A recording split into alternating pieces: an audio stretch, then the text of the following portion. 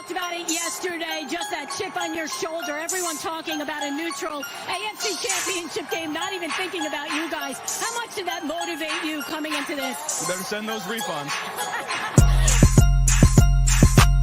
I'm from the city where they gotta play us.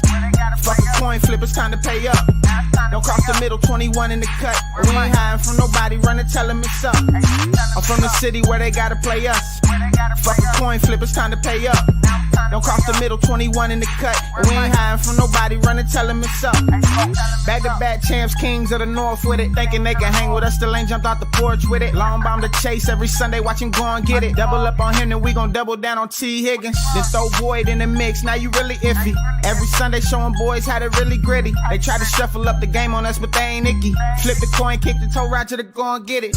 Never know what's gonna happen when Joe drop back. He get shiesty in the pocket, I get shiesty on the track. Nobody on the team all pro, that's all cap. Most all around team in the NFL, that's all fact. Ain't came across nobody yet that seem like they can hang with us. They said we couldn't be Buffalo, but see how we call they bluff. Underdogs every week, they keep on trying to label us. Put your money on us, even if Vegas don't favor us. No matter what, we really came up, now it's hard to fail. I dare you come across that middle, Von gon' ring your bell. I know we under they skin, them boys built frail. Eli Apple out there chirping like a next tail. You don't want Salmon Trey to come off them ends. Rita clogging up the middle like a big body Benz. Right behind them Logan and Pratt, the turnover twins. Jesse Bates in the backfield just to clean up the loose ends. We just drafted Cam and drafted Hill. Instant gratification every time that they on the field. We can't go back to what we was, cause that's the loser way. It's been hard to throw on us since we picked up a Woozier. It's like win after win, feel like we could really do it. Zach Taylor doing his thing for the city, I give it to him. And I bet Samaji will find a hole if you give it to him. Hayden Hurst don't need a hole, he just plan on running through him. Just hand it off to 28 and let him do the dash. Getting hit by BJ Hill probably feel like a car crash. Every week it seem like Lou digging deeper in his bag. And if the game on the line, all my favorite money match. I'm from the city where they gotta play us. Fuck a coin flip, it's time to pay up. Don't cross the middle, 21 in the cut. And we ain't hiding from nobody, run and tell them it's up. I'm from the city where they gotta play us. Fuck a coin flip, it's time to pay up. Don't cross the middle, 21 in the cut. And we ain't hiding from nobody, run and tell them it's up. What do we say, dog? That's right, y'all. They got to play us. What's going on? Welcome to the show. This is Sports with Strawberry Ice. I'm your host, the Iceman, Jeff Trunapole. And as always, I bring you sports from a West Side point of view right here in the great city of Cincinnati, Ohio, home of the back-to-back AFC North champion Cincinnati Bengals. Now, do me a favor. If you found the show, hit that like and subscribe button. Smash that thumbs up. You guys are awesome. I'm up to 2,302 subscribers. As always, I appreciate every single one of you guys. But if you're watching on Facebook or Twitter and you still have not subscribed to my channel, why not? Please do so. Please go to the YouTube channel, Sports with Strawberry Ice. Hit the subscription button, hit the bell for notification, and every time I go live, you'll be notified. Also, exclusively in the YouTube chat crew, we're doing super chats. So if you got a question you want to ask me about training camp, Joe Burrow, you got anything from Jason, you want to ask him about the 3 and Out podcast or anything like that, or just support the show, give me a super chat. I would greatly appreciate it. And as always, I'm coming to you live from this glorious place down here. It's the Ice Cave. The Ice Cave is brought to you by T Properties. T Properties, quality housing for quality people. Check out the website at www.tpropertiesllc.com for all your rental property management needs and your rental needs. And you know what? I wear it every day. I got the hat on today. We got the beer out too. The beer's at Brink Brewery, but the hat and the gear, the flags, all that stuff is at jackpotjoey9.com. Remember, a portion of the proceeds go to the Joe Burrow Hunger Relief Fund and the Joe Burrow Fund. Same thing with the beer. The beer is getting canned. Hopefully, it'll be out next week. But I say get it on draft, which draft's my favorite. So we'll go to Brink Brewery and get some ice cold Jackpot Joey beer. You can do that. Also, we got officially when the cornhole tournament is. So I got an email on it. All right, so we're going October 21st. It's when we're doing the Jackpot Joey cornhole tournament at Brink Brewery.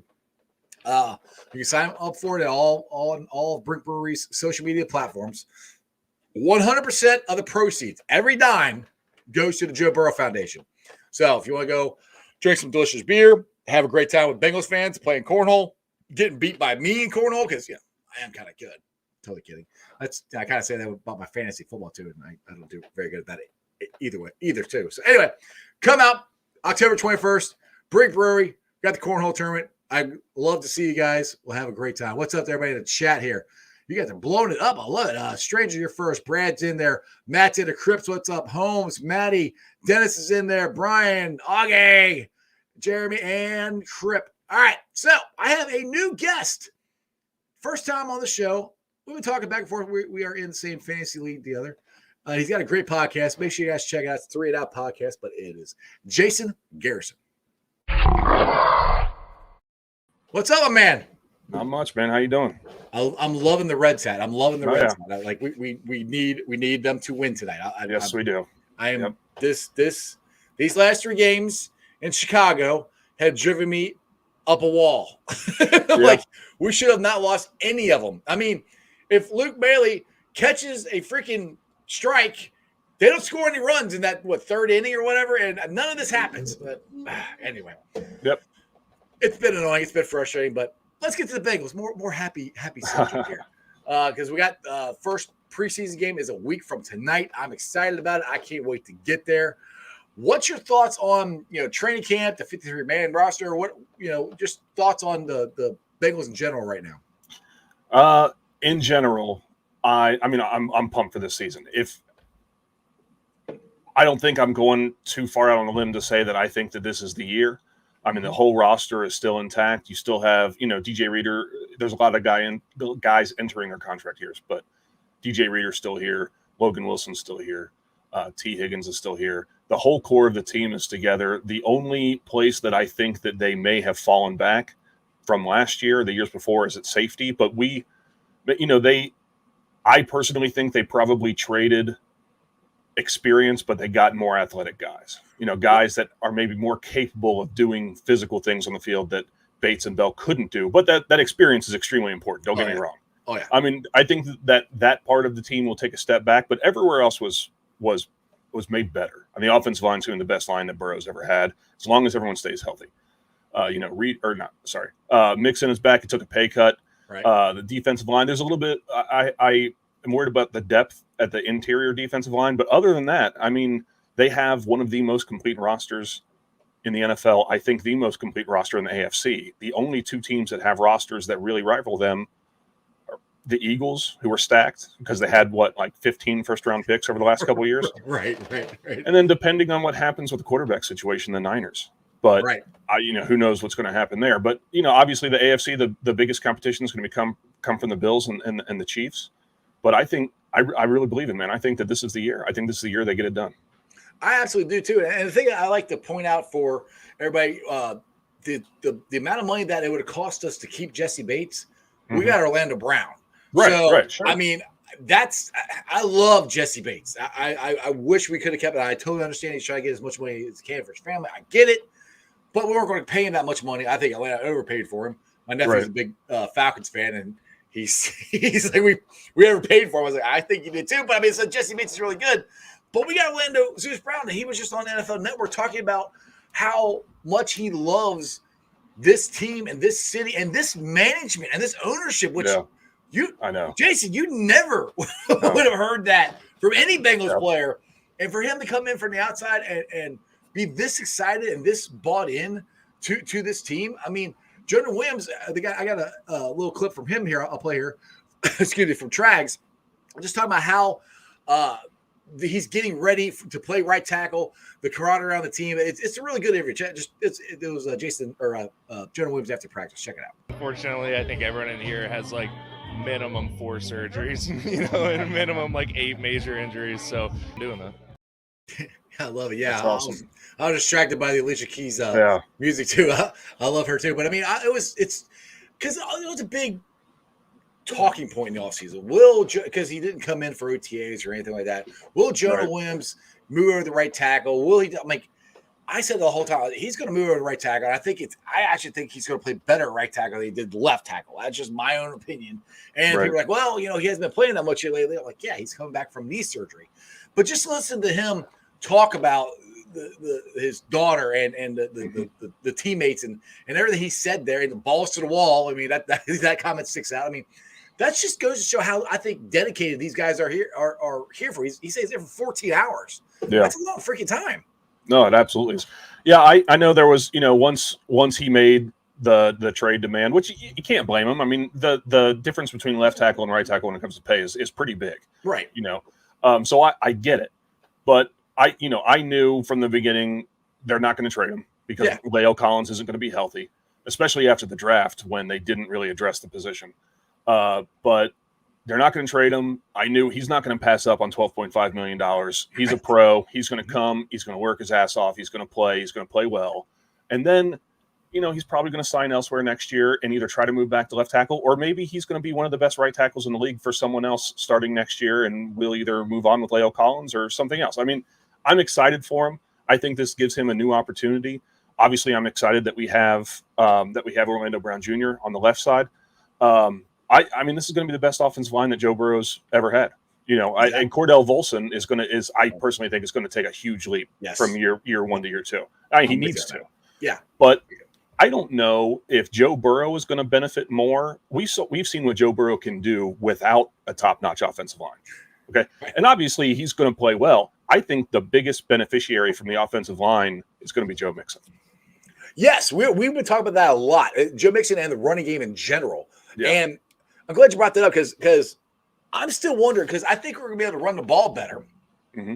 But are we going to run the ball more? Because this offense isn't a running offense. It's a passing offense. Right. And now with Irv Smith, who I think is going to have a breakout year too. I think he's going to bring another dimension to the tight end. I'm just curious if they'll actually take advantage of running the ball as much as they potentially could this year. Because I'm with you. I think they're think about this interior line has been together for a full year. That is going to change by leaps and bounds compared to the way it was at the beginning last year. Just for that fact alone. Sure. Cordell Volson, I think, like I'm with you, he's going to have a breakout year. I'm just curious if they are going to run it more. Well, I don't know. I do think that the offense flows through Joe Burrow, and that's obvious. But like, if you think about the AFC Championship game last year, where Joe Mixon sat on the sidelines, a lot of that was because he's not a great pass blocker, and Pirine is. Yeah. But it also makes me wonder. They kind of abandoned the run. They didn't really need to. It wasn't a super close game. I think they struggled running the ball. I really do. They could not run the ball in Kansas City. Yeah. I'll tell you, which is funny because the week before in Buffalo, they ran all over them. Oh yeah. And in Kansas City, I was at the game. They could not run the ball. They ran it enough, but they could have. It would have been nice if they would have run it better. It was interesting for week to week of how the running game, and that was a lot last year because we had the Carolina game where he scored 5 touchdowns. We had a couple other games where he went off, and then we had other games where the running game wasn't. So more along the lines, I think the running game could be more consistent this year with this offensive line. Yeah, absolutely. Yeah, I think more consistence, a good word. Joe Mixon didn't forget how to play football. He didn't forget how to run the ball. Right. It's just, the offensive line wasn't holding up or wasn't opening up holes. But he's getting hit a lot in the backfield, or he's getting hit as he's trying to get through a hole. But yeah, I think that he's going to be the biggest beneficiary of this new offensive line. Sorry if you hear, we just got a new puppy for the kids and we're crate training. So if you hear him barking and whining, he's in the crate. That's fine. I couldn't. My dog, so the mailman walks by, my dog will start barking. You'll hear him too. So no big deal. But one thing is interesting is a conversation I've had a lot this week is the RB2, and I think it's going to come down to, I think it's Travion Williams' job to lose. Yeah. But I also think we just talked about how Joe Mixon is not pass blocker, and that's, to me, that's the key. The RB2's got to be a pass blocker. Right. Travion says he can do it. I don't know if Chase Brown can do it. He wasn't asked to do it in college much. That's, to me, is going to determine who is the number 2, third down, running back. What's your thoughts? I totally agree with you. I do think it's Travion Williams to lose, but depending on his health, I'm not really sure what's going to happen with his sprained ankle, or those injuries can tend to linger a little bit. Right. Chase Brown did it a little bit at Illinois. So I did this deep dive before the draft of all the running backs and the PFF scores when it comes to pass blocking, and he was asked to do it the second most of the draft class. Really? Yes, and he had. Now, keep in mind that it's all those colleges, they run spread offense. They don't do it a lot. Right. And it's different in the NFL, too.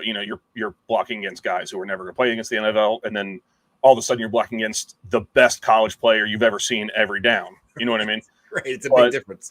But he did do it quite a bit, and he had the second highest score of the guys who were asked to do it a little bit. So, I mean, we'll see how that translates to the NFL. I hope that one of those two guys can fill Samaje Perine's role and Samaje Perine stepped in and filled the role of Giovanni Bernard, because Giovanni Bernard was a great pass blocker. Yes. So hopefully one of those two guys can help. If not, I'm afraid that they're going to be, taking a wide receiver off the field to keep a tight end in the field, or keep Irv Smith in the backfield, which I do not want, because I think he's going to be the best pure pass catching tight end that Joe Burrow's had in his career. Everything that Joe Burrow's working with right now is the best he's had. Hopefully they can take advantage of it. Right, exactly. And Irv Smith, I've seen him down at practice. He's making some outstanding catches, dude. Yeah. I mean, he's big, he's tall, he's fast. He's going to be the best tight end that Joe Burrow has had. And that's the other thing I'm curious about, is because this offense really isn't a tight end driven offense, but they never had an athlete like Irv Smith. Right. Does that change anything? Because last year Hayden Hurst was basically just a check down guy, which he did a great job at it. I mean, he got paid really well for it. Sure. Irv Smith is different. He can't be a difference maker on this team.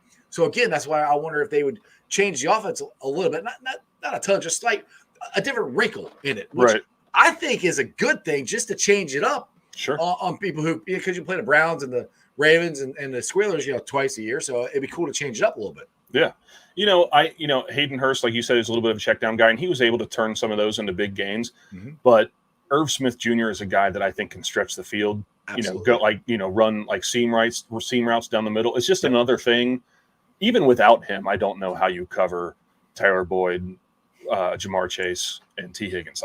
You really can't. But you add another tight end who kind of runs like a wide receiver a little bit. Yeah, what are you going to do? I absolutely think they'll add some extra wrinkles in there that take advantage of Irv Smith's skill set. I'll be shocked if they didn't. I mean, just because they signed him, they know what he can do.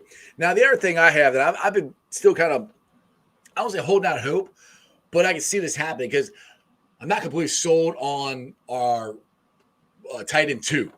Drew Sample. Wilcox, I think, did a hell of a job last year when he was forced into it. But if we can get somebody like the Jets have, 2,500 tight ends. Buffalo's got a couple extra tight ends. I'm just thinking one of those two teams is going to cut somebody, and who knows, maybe CJ Uzomah will turn around and come back and be a Cincinnati Bengals. Do you think that the Bengals will be looking to add at the tight end room at the cut down day? They might be. I mean, I don't know if I like Irv Smith Jr. Behind him, it's kind of a crapshoot of who they have. Devin Asiasi has a little bit of experience. I do like what Tanner Hudson's done in camp, though. Now he's looked good in camp. Yeah. I will give you that. Yes, he has. Yeah, he's looked really good. He looks like he can. He looks athletic and stuff like that. I guess it depends on who gets cut, and if there's a guy at the right price, or if they have the extensions made that they want. If Burrow's extended by that time, maybe they'll say, "Hey, let's go out and grab this guy too." If not, I don't know. A lot of it might depend on where they are with his extension, which hopefully it's like tomorrow. So it's like somebody was asking me that. I was on Willie Lutz on the Same Old Stripes podcast, and he wanted me to kind of pin down a date, in my opinion, when they were going to sign Jackpot. I'm like, I thought they were going to do it. Or I honestly thought it was going to be Saturday or over the weekend, because Sherbert signed. Joe's due a roster bonus because there's so many practices. I just thought this weekend, Saturday, would have been perfect. Still nothing. And I'm not getting worried, but I'm kind of like, what in the world's taking so long? You got, you know who you got to beat. You got to pay more than Sherbert. I'm sure. I thought you worked out all the other details. Joe knows he wants to get Chase and T in and as many weapons as he can. So I don't know. I'm just curious what is taking so long.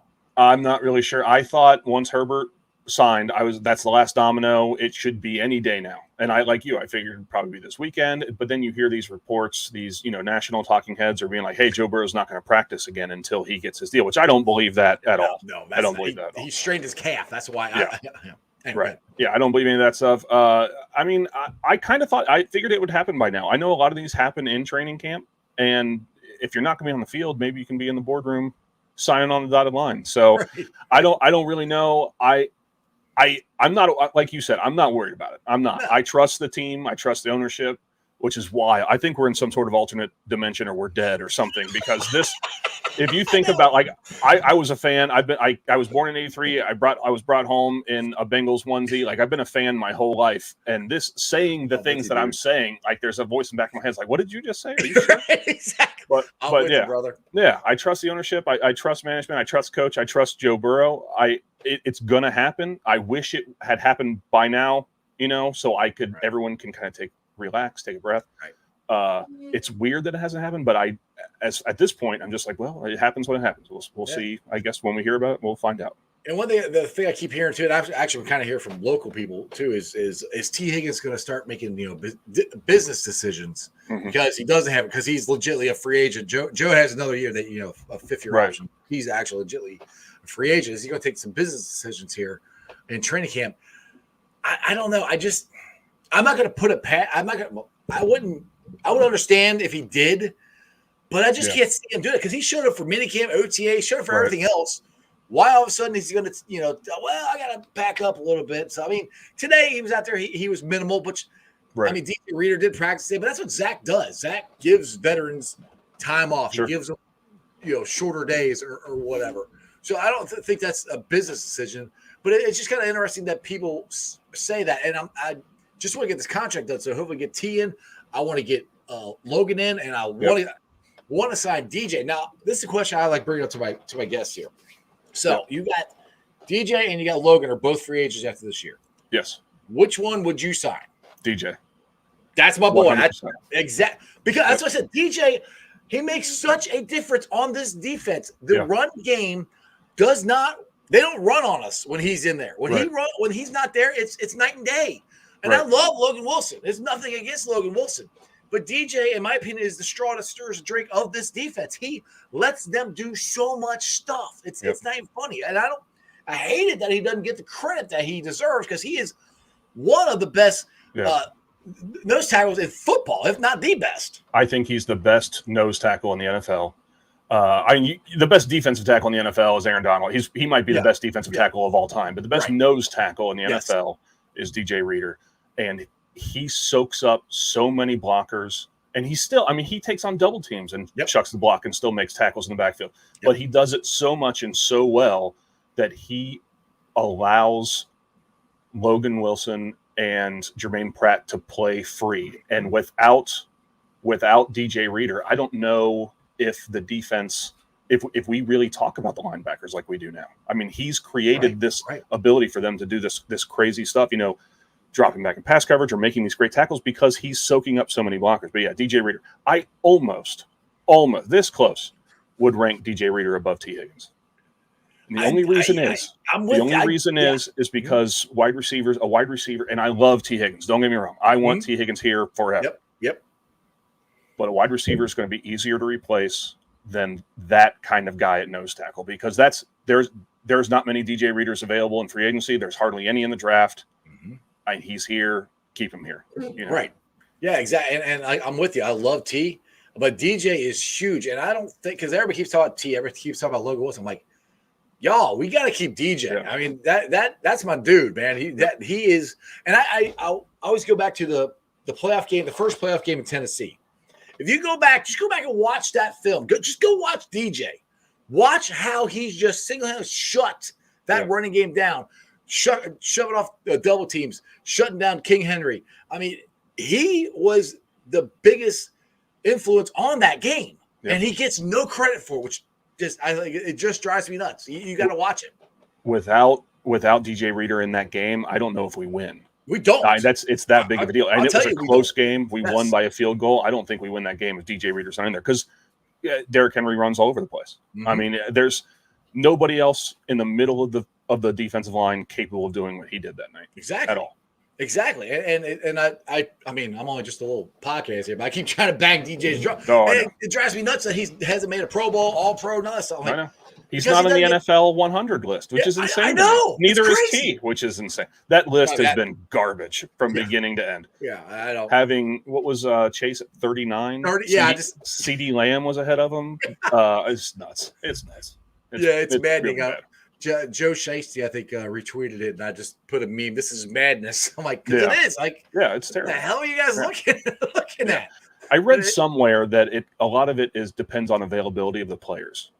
I don't know if that really matters where they're ranked, but like what players can do interviews and which ones can't changes where they're ranked. I guess. Availability of the interview? That's what I read. I'm thinking availability of playing. No. Just the availability of the players, like to be able to do interviews and stuff like that, changes how they're ranked. And I don't know if that's true or not, but if that is, I would hope not. Yeah, if that's true, then I would never pay attention to that list ever again. No, That has nothing to do with it. Me neither. Yeah. No. One thing that was interesting is Jamar Chase, or NFL Network, was down at practice today, and they interviewed Jamar Chase. We already talked about them talking to Zeus, but they interviewed Jamar Chase, and he said that he didn't rush back from his hip, that he told Joe not to rush back from his calf strain. I don't know about you. I don't want him to rush back. If he's not ready, I understand. Right. I think he's gonna be ready, but damn it, I want him out there week 1 to go against these freaking clowns and shut their fans up. And then you got the Ratbirds after that. I mean, it's a big start. You got the Browns, you got 2 divisional games, and the Ravens. We need to come out of the gate, fire at all cylinders. We need to go out 2-0. And I'm not okay with Trevor Siemian or Jake Browning be our starting QB. No, me neither. I mean, the AFC North, I think, is the best division in football. All 4 teams, I could see a scenario. I think the Bengals win the division. They're the best team in the division. All 4 teams should be fighting for a playoff spot. That's how good this division is. The Browns, I hate the Browns. I hate the Browns. I used to hate the Steelers the most. I hate the Browns the most now. A lot of it has to do with Deshaun Watson. Yeah. And their fans, like, boneheaded. Oh, they're just trying to. I know. There you go. Oh, we own you guys. I'm like, you do realize 2 out of those 4 games, we didn't give 2 craps when we even played the game, right? Yeah. Like, yes, you beat us twice. I'll give you that. Yeah, it's nuts. A lot of it, either way. I want. So last year they started 0-2. With Pittsburgh and Dallas, and I think they said, 19% of teams start 0-2, whatever, win a playoff game. It's not going to happen 2 years in a row. It won't. No. I mean, if they go 0-2 this year, they may miss the playoffs, or they may lose in the first round, whatever, or they may not win the division. I mean, Lamar Jackson's not going to be. Well, he may be unhealthy again. Who knows with the style of play. But he's healthy now. That's all I'm saying. I don't know. I mean, they got to win, and I agree with you. I don't think that they can trot out Trevor Siemian or whoever and win either of those 2 games. But I want Joe Burrow out there ready to go, even if he's 90%, because 90% Joe Burrow is better than 100% Trevor Siemian by a lot. I mean, he was 90% last year, 8 through 5 picks. So we still almost won the freaking game. Yeah, exactly. Yeah, exactly. The beginning of the season. And the thing for me, Jason, is I want that home field playoff. I'm tired of going to Burrowhead. Yes, I call it Burrowhead. I'm going to continue to call it Burrowhead just to piss them off. But I'm tired of going there. I want that number 1 seed. I want them to come here. I want to play in the jungle. And the best way to do that is get off to a 3-0, 5-0, 6-0 start. Yeah. That's how these teams get out there, and you got to chase them. And that's what I think the Bengals. And I'll put it this way: none of them have said that's what they're concentrating on. But if you watch the training camps, like I've been down there almost every day except for once. Except for today was a light one, but most of the training they have been intense and focused. And without them saying that, I think these guys want to come out and make a statement in the first couple of weeks, like, we're here, we're the best team in the NFL, you got to chase us. That's just, like I said, just me saying it, because just for what I've seen, the focus and intensity, because Zach usually has a little more laid back, kind of practices. They're not right now. They're pretty, like today was, but they're all. This is the first one that was kind of laid back. All of them have been very intense and very physical. I mean, hence we had a fight on the first day with Orlando Brown and Trey Hendrickson. Yep. Yeah, I think they probably got to feel it too. I mean, you think they're coming off 2 straight AFC championship games, one of which they won. They lost the Super Bowl by 3. They lost the AFC championship game by 3, and they were missing 60% of their offensive line. Yep. So I think they feel it too. Is, hey, we're here. Like the time is now. Everybody is still under contract right now. So I think that there may be that extra intensity of these guys coming out and saying, hey, we're not screwing around. We're not screwing around. We're not going to come out. We're not going to take any losses in the beginning. We don't want to tell everyone to calm down. You know what I mean? We want to come out and we want to bust heads from week 1 to week 18. Everybody's going to know we got to go. They got to play. They got to play Cincinnati. We got to deal with Cincinnati. And They it would be gotta- great they to gotta do play it in us. Cincinnati. Yeah, exactly. But it's so exciting, and just the whole they got to play us. This is just stupid fandom of me. I'm always curious. All right, so it was why not us? And it is Mhm. us, and they got to. I wonder what the hell they're gonna come up with this year. I'm I don't know. curious. I don't But know. one thing we talked about DJ, and one thing I can't wait to see is the front four. We call it the NASCAR package or whatever. I think Lou's going to play it more than just third downs. Where you got Joseph Osai on the outside, Trey Henderson on the outside, you got Sam Hubbard and Miles Murphy on the inside. I think he's going to play that more than people think he's going to, because Jason, if you can get pressure with your front four, dude, it's over. It's over, and then that frees up, or not frees up, but gives BJ a lot of rest too, because he's not going to get there. Just be DJ out there. I think he's going to play that a lot. I have this again. That's just me. I want him to do it because I think it's going to be badass. Yeah, I could see it. I think about like the defensive line rotation that the Bengals had back with Geno Atkins and Pecco, and they had so much depth at the defensive line, and all those guys were kept healthy. Great defensive lines, great, and it just translated to a great defense. That's how you build a defense, is starting right there at the line, you know. But if they can run that package and be successful, especially against the run, which would be the big test there. I mean, just the sky's the limit for the defense, and that opens up. You drop back, you know what we got. Drop back 7 in coverage, 8 in coverage. You know what I mean? While and still making the quarterback nervous back there, and it's nuts. I mean, there's no way you can move the ball like that. Go ahead. Sorry. Go ahead. Oh, I was just going to say I love the Miles Murphy pick. At the moment it happens, when Joey Porter Jr. was there and Michael Mayer were there, I was like, well, it's going to be one of those two guys. And when they said Miles Murphy, I was just thrown for a loop. I was like, oh, okay. But the more I love it, I absolutely, because he shouldn't have been there at 28, first of all. Nope. And the fact that he was, and the fact that he's going to be, I think he's going to be more versatile than just an edge rusher guy. Yeah, I think he can play inside, he can play outside. Super excited about Miles Murphy. And he's better on the run defense than people give him credit for. Yeah, I know. I think a lot of people thought, like, well, they just grabbed another edge rusher. He'll be Trey Hendrickson's replacement. Nope, they extended Trey Hendrickson. Yeah. He's going to play all over the place. Yep. So I'm very excited. Yeah, I was exactly the same way. I thought it was going to be Michael Mayer or Joey Porter Jr. And all of a sudden, Miles Murphy, I'm going, who? Yeah. Like, oh, hey, yeah, I know him. And then, I mean, I'm not trying to downplay. I just wasn't thinking that. And the same way, I dug into to him and what he could do. I'm like, dude, this is good. And I'm the same way. I thought for sure he was replacing for Trey Henderson. Well, we were wrong. Yeah. He signed a extension and kind of restructured his contract, but that means we got these guys for the next 3 years. None of them are going anywhere. So I mean, so they have to find a way. You can't just let your first round pick sit there and do nothing. They got to find a way to get them out on the field. So that's what I'm saying. I think the front four and Joseph Osai, and God love him. I hope he's healthy this year. Mm-hmm. He's balling out right now in training camp. He got hurt his rookie year. He dealt with injuries last year. He got injured right at the end of the last game of the year too. If he can stay healthy, I think he can have a breakout year as well this year. I'm really looking forward to watching him as well. Yeah, I really like him a lot. I think they have a great complementary group of edge rushers. You know, Sam Hubbard. I would say we don't know what Miles Murphy can do yet. Joseph Osai and Trey Hendrickson are better pass rushers than Sam Hubbard. Sam Hubbard's better against the run than either of those guys, but Sam Hubbard just does everything really great. Yep. He's not perfect at anything, but he does everything really, really well. He's just a great overall player against the run, against the pass. Love that he's from here. Yeah. Love that he loves the city. You know what I mean? It's just one of those guys. I mean, there's nothing you can say bad about the guy. It's awesome that he's here. I love that he's here. I hope he's here for the rest of his career. And the thing is, too, is not only the front four and the pressure we can get on the quarterback this year. We talk about the two new safeties, but let's talk about the cornerbacks. Yeah, that room, in my opinion, might be the deepest in the whole team. Right. I agree with that. Juan Drago, Mike Hilton. I mean, Cheeto. I forgot I had this. Let me play this video because everybody's worried about Cheeto. Cheeto's out there doing drills. He looked pretty good today.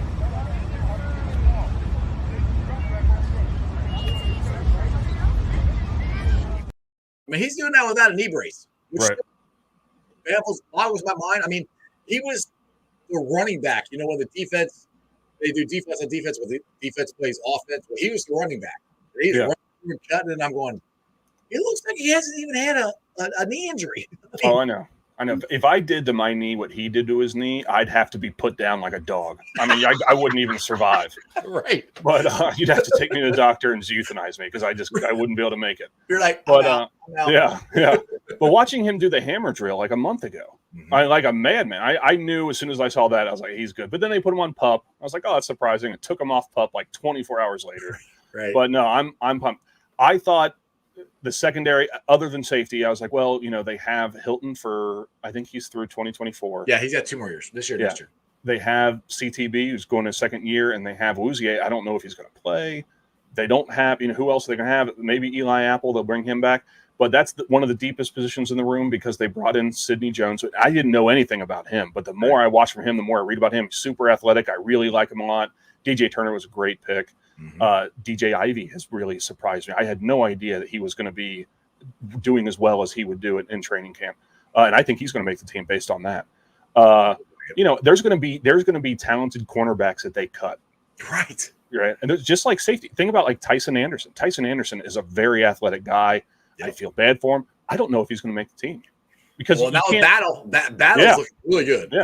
Battle's looking really, and Battle. I think I've said this, and I don't know how right I am, but I think Battle may not necessarily be the starter by the end of the year, but he's might have as many snaps or more snaps than Smith.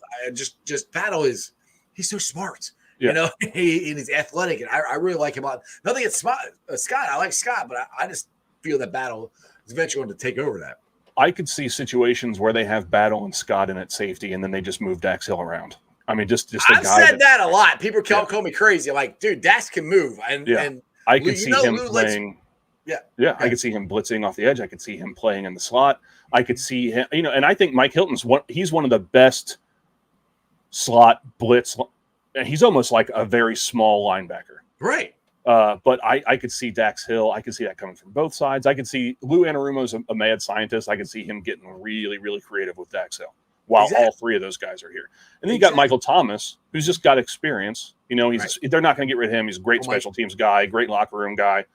But Tyson Anderson might be the odd man out, and he's never been given a chance to do anything just because he was on IR last year. So it's going to be nuts. I'm telling you, the team is loaded and more athletic this year than they were last year, which is nuts. Yeah. Now I like how you're saying the same thing I was saying about Dax is where Lou likes moving guys around. He likes dialing stuff up. I can totally see him do that with Dax, like you said, blitzing, playing nickel, doing the three safety look. I mean, there's lots of stuff that he can do with them. And people are like, oh, he didn't do so hot at corner. I'm like, he was a rookie. I mean, he's going to get better. I mean, I have no concern about him at safety or corner. I think he's going to be fine there. But I totally. That's why I'm like, they're going to move him. Everyone keeps telling me I'm crazy. Like, no, leave him at safety. I'm like, no.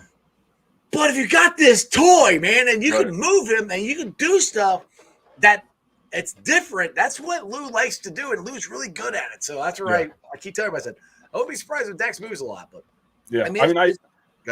Oh, I'm sorry. I didn't mean to interrupt you. But no, you're good. I think in general, I think they'll be they play nickel defense 90% of the time. With 2 linebackers and Mike Hilton in there is kind of a hybrid linebacker, hybrid slot corner. I think they'll do that more often than not with Dax and Nick Scott at safety. But I don't think he'll even be at the end of the season. I could see situations in week 1, week 2 where, hey, look where Dax Hill's lined up. Look, Jordan Battle's in the game. It's just so many different toys that can do different things. I'm just pumped. I just can't wait. I can't wait. Yeah, the only thing is that Lou doesn't like rookies as much. So I don't know if it'd be week 1. He might work it. Yeah, but he could. I don't know. Yeah. But he could. But who knows? Now, Michael Madden here has a question for us. He says, how do they keep Jackson and Watson in the pocket? Well, if you can get pressure with 4 guys, you're going to be able to keep in the pocket. Because that's what they did against Mahomes in the AFC Championship game when we won in 2021. Yeah. Well, they rushed 3. Mm-hmm. They rushed B.J. Hill. They rushed their edge guys, and then Sam Hubbard sits back as like a spy. Yep. And like we saw that play where he was able to force a fumble at the end where they had to settle for a field goal. That's how they keep in the pocket is they drop everybody. There's nobody going to be open. And then just have a spy just sitting there and watching them. Now, obviously, Watson and Jackson, I think they're more capable runners than Mahomes is, but Mahomes is a very good runner still. Oh, yeah. But yeah, I think that's how if they can get pressure with 3 and a spy or just 4, I don't think they need to worry about them very much. Yeah, exactly. And the thing is, everybody, you guys stay in your lane. That's the biggest thing too. Is don't you keep the horseshoe or however you want to call it. You keep that so there's no where for the quarterback to step up. That's the biggest thing. Is when you have the rush and they go around them, they just step up, they can take off. That's where DJ's huge to stay in there, or BJ, either one, to stay in there and hold that center so they can't go anywhere. Right. And then that's what, if Sam Hubbard's going to be a spy again, that's what he does. He sits back there just in case he gets out. He's right there. Exactly. So, yeah, I think that's what they do. I mean, game planning for Jackson and Watson is tough, especially with Watson, because we don't know what we're going to get. Right. We know what we get with Lamar Jackson, but game planning for them is tough. But I mean, I don't know if I trust anyone more than I trust Lou Anarumo to do that.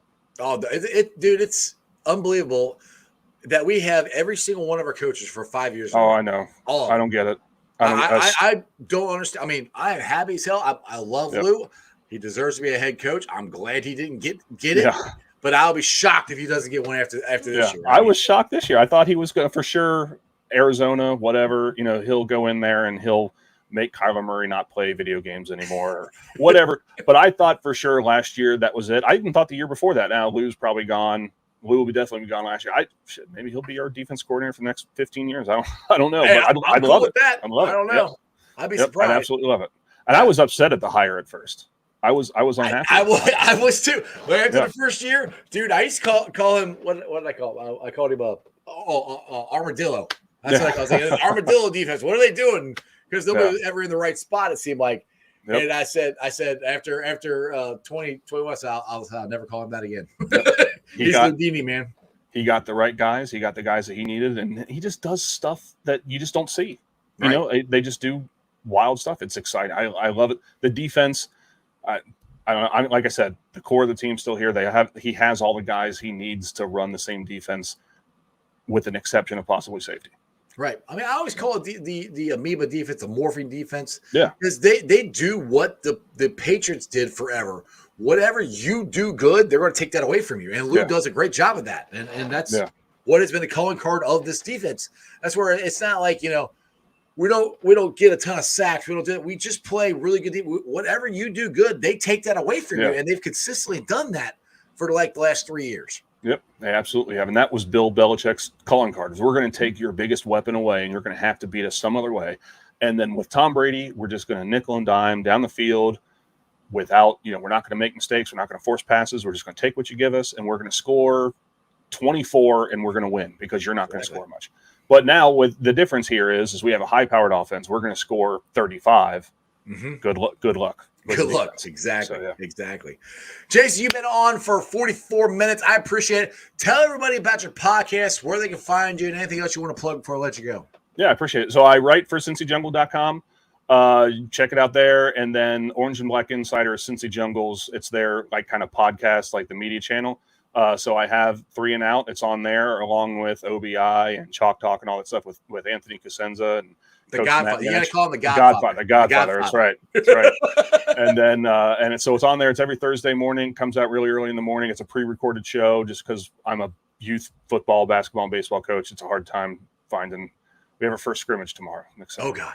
Yeah. Oak Hills Youth Football. CC, he's the West Side, baby. Yeah, that's right. That's right. West Side. Well, Jason, I appreciate it, man. We'll definitely have to do this again. You've been a great guest, and like I said, we got our fantasy draft come up here. Yes, that's right. This Sunday or is it next Sunday? I'd have to look. I think it's next Sunday. I think it's next Sunday. Yeah. Either way, I plan on dominating. But we'll see. We'll see. I don't know if I have something to say about that. I don't know. Yeah, you probably will. I suck at it. I always man. I love fantasy football more than anything. I've never won. It drives me nuts. I hate it, and I keep coming back every year. Every year. It's addicting, brother. I love it too. Oh, I know. All right, Jason. Appreciate you, man. Who day? All right, guys. Go check them out. Orange and Black, Cincy Jungle, 3 and Out podcast. Jason and his partner do an awesome job on there. Like I said, it comes out every Thursday morning. So I hope you guys enjoyed that as much as I did. It's a fun football Friday. A week from tonight, I'll be in the jungle watching the Bengals play in the preseason game. So probably next Friday, probably not going to do a show. Just let you know. Anyway, let me thank all the Facebook groups that let me live stream. And as always, I appreciate every single one of them. They're Who Dey Nation. Houday Legion, Bearcat Ruckus, Radical Reds, the Ohio State Bucknuts, the Ice Bar. And then you follow me on all my social media platforms, all under Sports with Strawberry Ice, on Facebook, Instagram, Twitter, TikTok, and Threads. Twitter handle is at Jeff A. Turnipole. TikTok is at Iceman90. Threads is Sports with Strawberry Ice. I'll be pulling a sound later on tonight, putting on the podcast. It's on BeanPod, Apple iTunes, Spotify, Google, Stitcher Play, pretty much wherever you get your podcast. Please make sure you rate, like, and review. Leave a 5-star review and a comment so more Cincinnati fans can find my podcast. YouTubers, my originals, I love you guys. I'm at 2,302 subscribers. Again, if it wasn't for you guys watching me in front of a video camera 5 years ago, or actually a video camera, date myself, an iPad 5 years ago, doing my videos, I would have never got to grow it as far as I have. So I appreciate every single one of you guys. As always, like I said, we got the Jackpot Joey beer. It is out, people. It is delicious. It is award-winning. It's at the precinct. Can you believe we got Jackpot Joey beer at the precinct? My boy Jeff Ruby is putting it on there. I love it. Anyway, you guys have a wonderful weekend. Football is back, and that's just sports, baby. See ya!